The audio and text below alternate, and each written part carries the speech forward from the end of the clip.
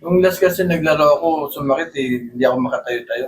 Hindi ka makatayo-tayo. Pihit ko, Ngayon, nung naglaro ka, wala pa. wala pa. Doon ka nadali sa court. Kailan? Nung last week, Bago lang. Okay. Pero wala kang mga disgrasya before. Wala wala kang mga opera-opera dyan. Okay. Madali lang yan. Usugal ito.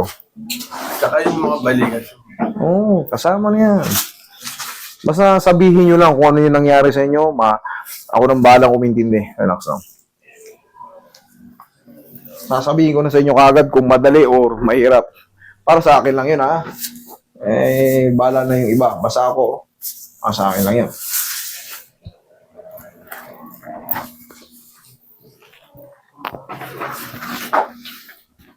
Tayo nga, idol.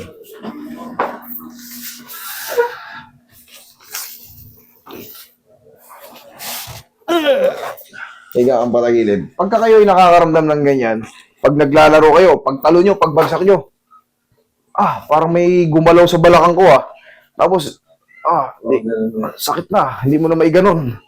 Ibig sabihin yan, mayroon tayong tinatawag na discompression. So, pag nagkaroon na kayo ng ganyan, yung mga parang pumasok lang kayo sa court, bigla kayo naging 75 years old. Wag kayong magbubuhat ng mabigat. At kung maglalaro kayo sa court, maghaplos muna kayo ng paw or tapos i-ready nyo yung katawan nyo. Umaga, mag-warm up kayo kasi yung discompression, pag walang warm up, may mga tightness yan na kinikreate sa mga muscle. Maaaring ma-strain yan yung mga lower back nyo pagsisimula ng sakit ng balakang. Tapos, pagka meron pa kayo nararamdaman na medyo may pain pa ng konti, huwag nyo munang ipilit ilaro. Kasi, malulumpo lang kayo ron. Kung namimiss nyo yung court, mag-shooting muna kayo. Iba kasi yung in-game Baldugan yan Baldugan yan Talon, takbo, baldug, tulakan. Baka nasa lugar pa kayo ng larong may balibagan Dapa, di ba? Nakikita nyo sa vlog. Oo. May mga larong, ewan ko kung saan nila na pagtututunan yun. Larong UFC.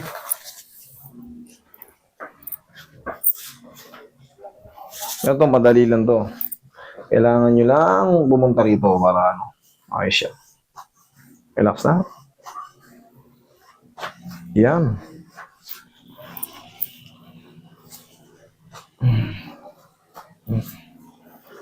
Diyan ka lang, idol, Roy. Parating mo si Bossing. Sige. Ayan.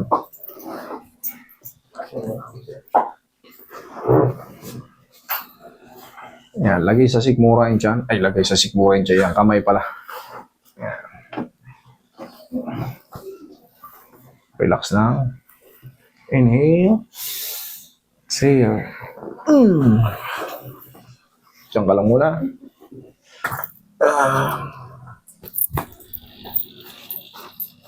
Sir, tapos bago maglaro, di ba naglalaro ka pa? Bago maglaro, tandaan mo tong moves na to.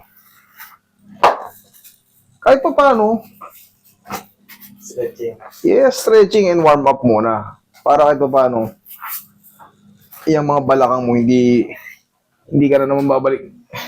Para kang, hindi mo may stretch yun kasi pag umusog yung tinatawag na facet joint, hindi mo basta-basta may stretch yun. Kailangan yun, may straight mo yung gaganyan-ganyan ka pa, Diba? Kasi lumulusot na kung mayroong tinatawag na discompression. Pero hindi mangyayari basta-basta pag ginaganyan mo muna yung balakang mo. Okay? Sige, upo. Ito pa.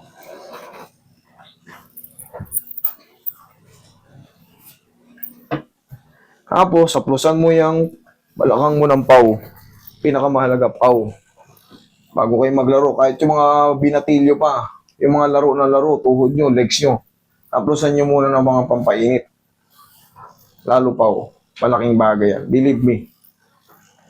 Tsaka yung mga nagka-cramps, taplosan nyo ng paw. Ang laking yan, ang laking diferensya. Maniwala kayo. Ang laking diferensya yan.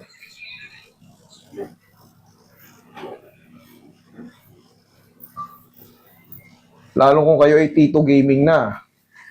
Pag Tito Gaming na, pag tapos maglaro, sa in-game okay pa eh, pero pag tapos sa laro, ano mo ako, ibangon mo ako. Kaya plus sa plus na tayo kasi wala na tumatanda na yung mga joint-joint natin. Hindi na tayo katulad ng mga 25 years old pababa. Kahit mainit na mainit sa court, walang problema. Pero pag ikaw Tito Gaming ka na, sikwitahin ka na, maghaplos sa plus na tayo. External use only naman yan. Safe yan. Kailangan nyo na yan. Kaysa magtitake tayo ng mga iniinom. Sa labas tayo. Tayo nga. Tingnan kung marunong ka. Oh. Parang tutuhurin mo yung mukha mo. Yeah, 1. Lakas mo konti. 1. Kabila. Yan lang. Oh, upo. Tapos biglang tayo. Oh, anong pakiramdam? Yan medyo ang ginawa. Yun lang yun. Sabi siya, madali lang yan. Tapos yun nga, tinuro ko sa'yo, ha? Thank you.